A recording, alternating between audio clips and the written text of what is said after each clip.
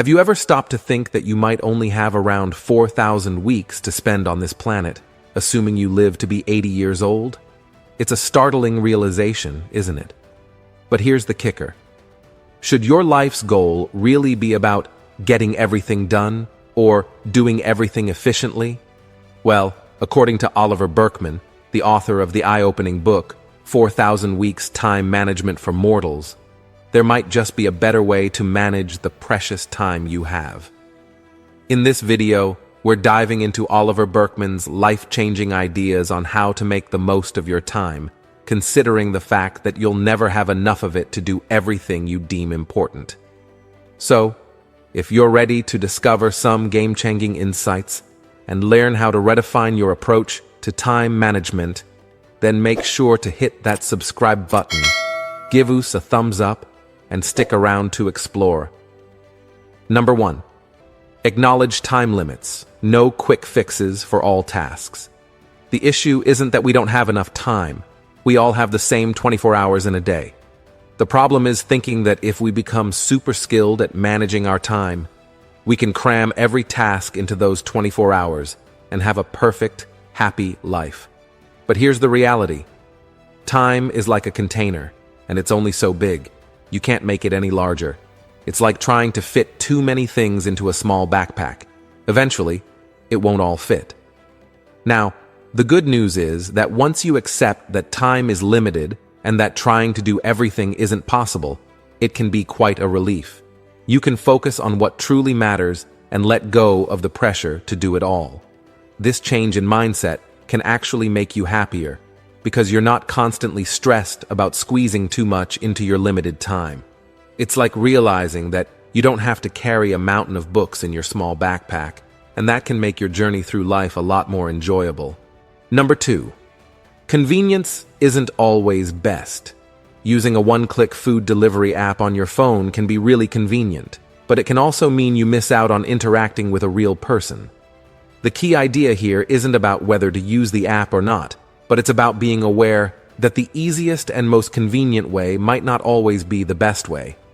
In a book by Burkeman, there's a fantastic example comparing two ways of sending birthday wishes: manually writing and mailing a physical birthday card versus automatically sending a digital one.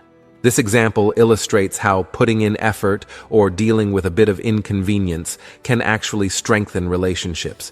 It shows that the extra thought and effort can make a big difference in how meaningful a gesture or interaction is. Number 3. Don't allow the fear of missing out to control your time allocation. It's important not to jump into starting a business just because it's a popular trend or everyone else is doing it. You might end up investing years of your life into something that doesn't truly fulfill you. Similarly, when you see your friends on social media sharing their experiences and adventures, don't feel pressured to blindly follow suit. Your life is unique, and it's essential to make choices that align with your own passions and goals rather than just trying to imitate others. Your happiness and fulfillment should be your priority. Number 4. Faster work often leads to more work. When you respond to emails or messages very quickly, people tend to send you more of them because they know you're fast at replying. This same principle applies to social media. If you're quick to respond to comments or messages, more people may reach out to you. The important question to ask yourself is whether spending a lot of time doing these things is meaningful and valuable to you.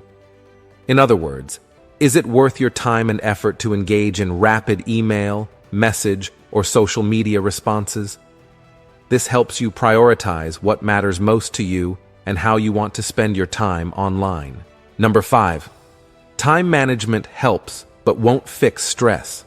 Time management techniques like the Pomodoro method and time blocking can be helpful in organizing your day and boosting productivity, but they might not address the stress and burnout aspect. Stress and burnout often creep in when you're constantly busy and exhausted, doing things that don't truly matter to you. It's crucial not to use time management techniques to simply do more of those unimportant tasks efficiently. Instead, focus on prioritizing activities that are meaningful and align with your goals and values. This way, you can manage your time effectively while maintaining your well-being and avoiding burnout. Number 6. Value the present, as tomorrow is uncertain. Learning to live in the present moment is like giving yourself a special gift. It's a valuable skill to have. You can still plan and set goals, but it's important to realize that what's happening right now matters a lot.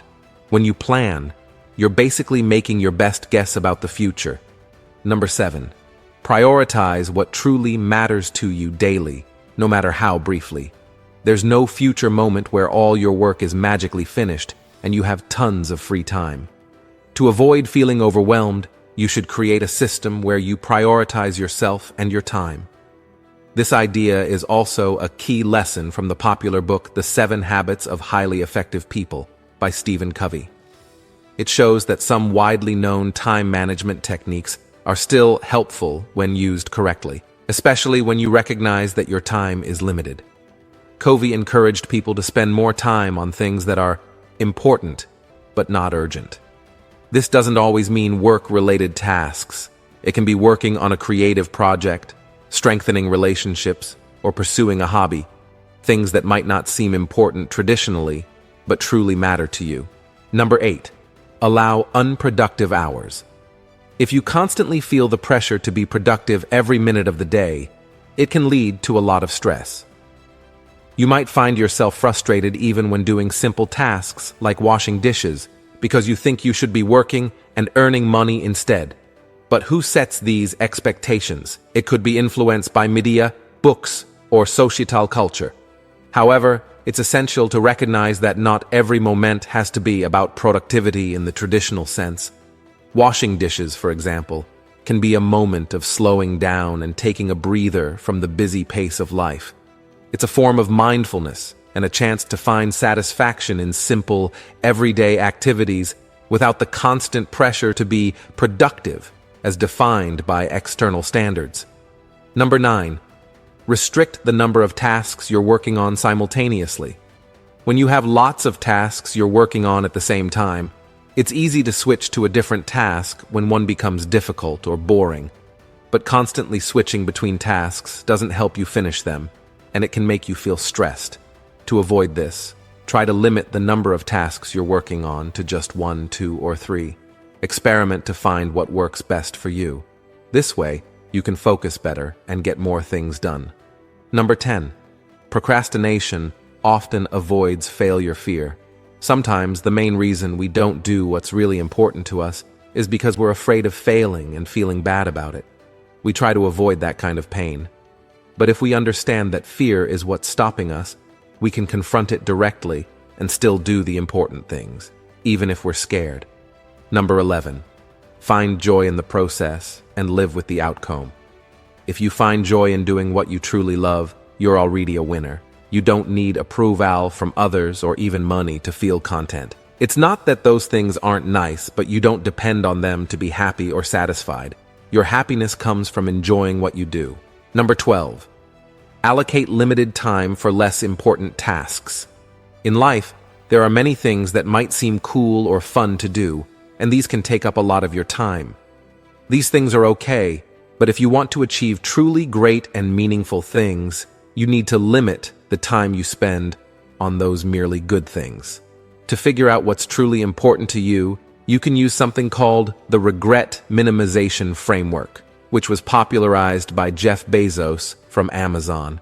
It helps you focus on what really matters in the long run. Number 13.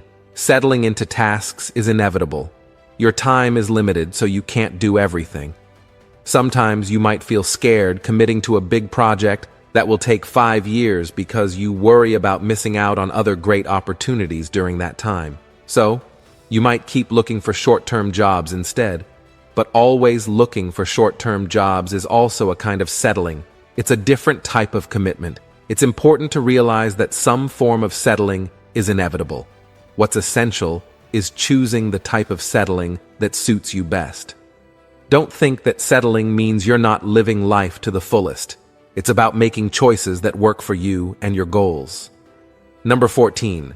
Tasks usually take longer than planned. Douglas Hofstadter, a scientist, came up with something called Hofstadter's Law. It basically says that any task you plan to do will probably take more time than you think, even if you know about this law. For example, if you plan to spend 2 hours writing a blog post and you remember Hofstadter's law, you might give yourself 4 hours, thinking it's a safe guess. But even with that extra time, it might still take longer than 4 hours. So, the key idea is to accept that things often take more time than you expect. Knowing this can help you feel less stressed because you're not constantly rushing against unrealistic deadlines. Number 15, plan, but don't rely on it to eliminate anxiety. Planning is like a helpful tool that makes it more likely for things to go the way you want them to in the future. But sometimes, when you plan a lot, you start to believe that everything will turn out exactly as you've planned.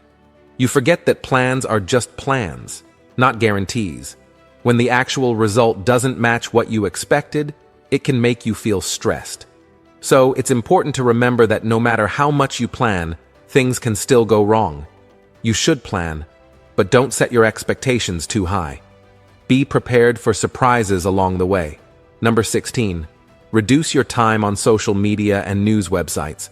Websites like social media and news sites are designed to grab your attention, but sometimes they make you focus on the wrong stuff. They might make you care too much about news that isn't that important, or tempt you to buy things you don't actually need. Number 17. Recognize that occasional distractions are inevitable. Sometimes you might avoid tasks that make you feel limited or restricted. This is one reason why you often visit websites and social media where you can seemingly do unlimited things. Being aware of this can help you spend less time on these websites and focus on more important tasks. Number 18. Savor the present. Don't obsess over the future. The author of the book had a big realization when he became a dad. He used to worry a lot about making sure his son would be successful when he grows up. He thought about things like getting him into a good preschool. But then, he realized that he was spending too much time thinking about the future and not enjoying the special moments with his baby right now. He understood how wonderful it is to be with his baby, take care of him, and play with him in the present. Those moments are like the best gifts he could ever have. So, he learned to enjoy the present and not worry too much about the future. Number 19. Don't quit something because of the lack of patience. When you're trying to start a business or work on a creative project, it can be tempting to give up when things don't go well right away. But it's okay to quit only if it's the right choice, not just because you're feeling impatient. Don't let impatience be the boss of your decisions. Sometimes good things take time to develop, so be patient and give your efforts a chance to succeed before deciding to quit. Number 20. Incorporate daily activities you genuinely enjoy. Many things we do every day are to make our future better, like working to earn more money or studying for a good job. But it's also important to do things just because we enjoy them, without thinking about the future. For example, parents often think about what's good for their kids' future, but they should also play with them just for fun, not to make them smarter or better. This balance between future-focused actions and doing things for pure enjoyment is important for a happy life. Number 21. Things take their time. Doing things properly often requires time, and there's a limit to how fast you can do them. For example, reading books takes time. While there are techniques to read a bit faster, if you try to read a 300-page book in just 1 hour, you're not really reading it. You're just quickly looking through it. It's not that skimming a book is bad. Sometimes it's necessary. The important thing is to be okay with spending several hours to truly read and understand a 300-page book when needed. Don't rush through it if you want to grasp the content properly. Number 22. Improve patience by accepting that having problems is normal. It's okay to have problems because that's a normal part of life. And it's important to understand that not all problems can be solved quickly, and some may never be fixed. Accepting this means you won't get too frustrated when things take time or can't be fixed, and you'll be better at handling life's challenges. Number 23. Improve patience by splitting your long-term projects into small doses of daily work. If you want to write a book but find it hard to write for 3 hours a day, it's okay to write for just 1 hour a day. It might take longer, like 1 or 2 years, but that's perfectly fine. The key is to make progress at your own pace, and eventually, you'll complete your book. Number 24. Be patient when trying to quit a bad habit or leave a bad situation. When you're in a tough situation or trying to stop a bad habit, it usually doesn't get better all at once. It takes time and effort. The key is to make small changes one step at a time. Instead of worrying about the future, focus on what you need to do right now to make things better. Gradually, these small steps will lead to a big positive change over time. Number 25. Be patient and listen. Listening can be hard sometimes, especially when you're in an argument. You might want to speak your mind quickly to feel in control. But it's important to learn to listen patiently to your family, friends, and those you care about. When you let them finish talking, it shows you care about their thoughts and feelings. It's not always about being in control. It's about building good relationships with the people who matter to you. So, try to listen more and talk less, especially when there's a disagreement. Thanks for watching. Don't forget to like, share, and subscribe so you don't miss an upload and you can enjoy the excellent content I send your way.